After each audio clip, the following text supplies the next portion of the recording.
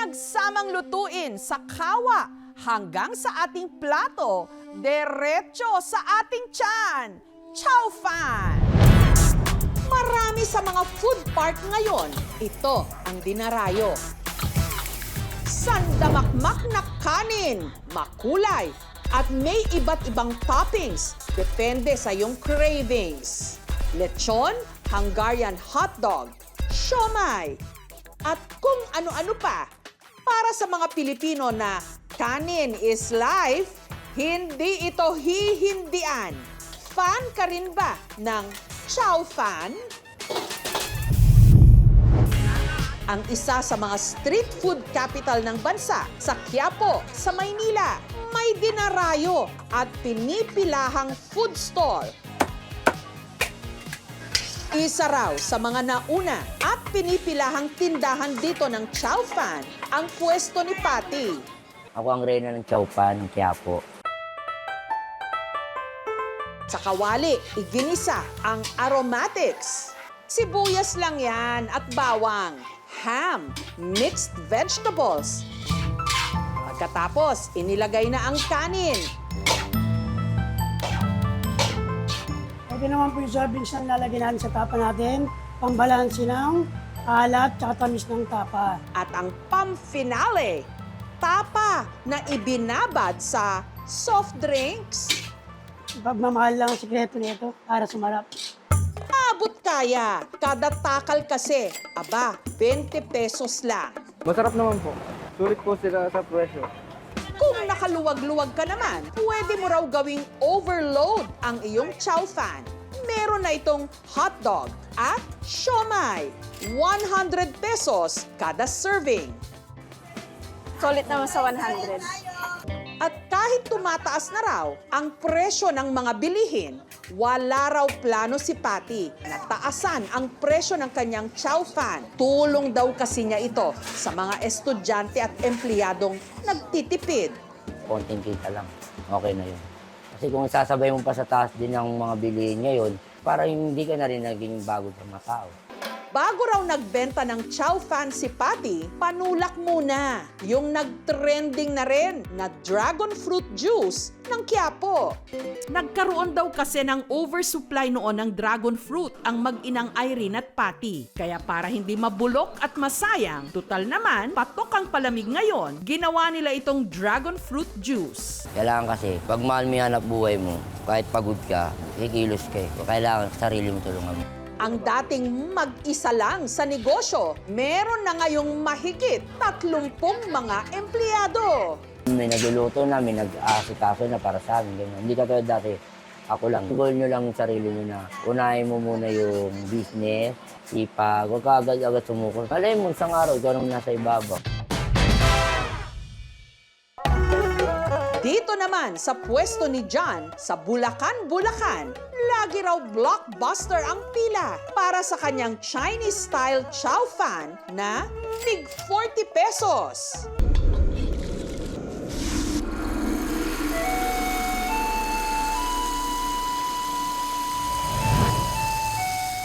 Paano niyo po na-master na hindi na napapasok? Siguro po nung nag-welding ako, sanay ako sa mainit. Bago pa man siya humawak ng wok at sandok, ang gamit-gamit noon ni John sa paghahanap buhay, pala at ang hinahalo-halo niya naman, hindi mga sahog, kundi buhangin.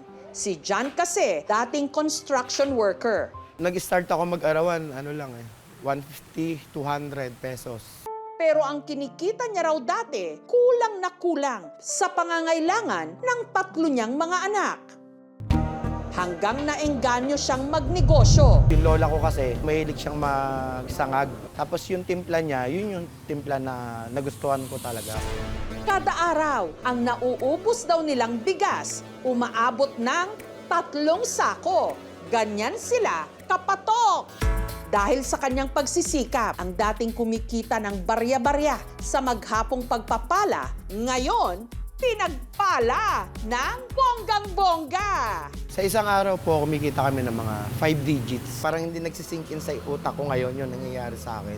Minsan nga, napagkakamalan na lang nila ako dyan na tauhan dito. Parang hindi ko ma-feel na ako yung may-ari talaga. Sarap siya, buhaghag, hindi magaspang sa bibig, kundi malinamnam. Ang kanyang kainan, meron ng bagong branch. Nakapagpagawa na rin si John ng bahay at nakapagpundar ng sasakyan.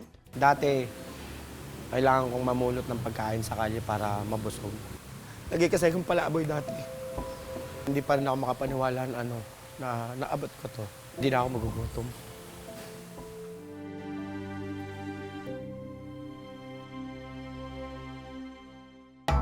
Ang chow fan ng mga Chino, parang sinangag nating mga Pilipino. Umusbong bilang paraan para hindi masayang ang mga tirang kanin. Pero may isa pang klase ng fried rice ng mga Chinese na hitik din sa sahog.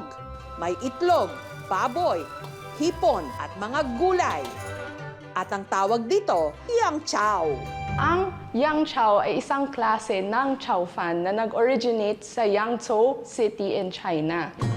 Ang chow fan kasi is a broad term, so it refers to all kinds of fried rice. Nagsimula siya way back before when the Chinese merchants used to do trade here in the Philippines. And after that, some of the merchants, they married na here and they integrated their Chinese dishes into the country.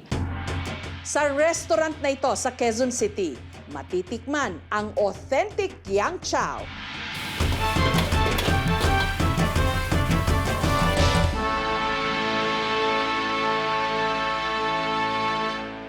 Masarap itong i-partner sa iba pang authentic Chinese dishes, katulad ng lumpiang Shanghai, pork asado, at pansit.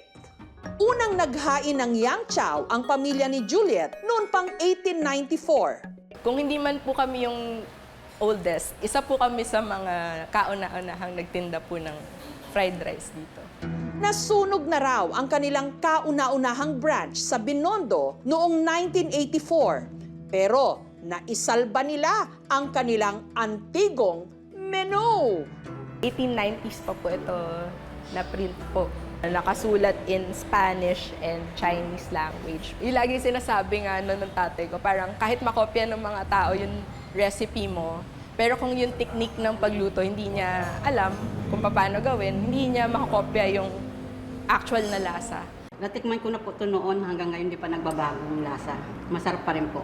Kapag natikman niya yung yang chow namin, parang may babalik na na memories sa'yo. Siguro maalala mo nung bata ka.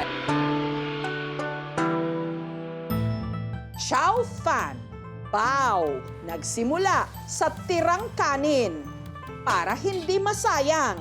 Pero sa Pilipinas, hindi lang kanin ang nabigyan nito ng panibagong buhay. Sa halagang 20 pesos, may estudyanteng nabusog. Dating palaboy na ngayon nagpapakain ng libo-libo. At isang lutong mahigit isang siglo ng ipinapasa sa mga henerasyon. Akalain nyo, may tira palang hindi katapusan. Dahil kapag mahusay itong hinaluan, maaari itong maging puhunan, pamana, at panibagong simula. Chow fantastic talaga! Thank you for watching, mga kapuso. Kung nagustuhan niyo po ang videong ito, subscribe na sa GMA Public Affairs YouTube channel. And don't forget to hit the bell button for our latest updates.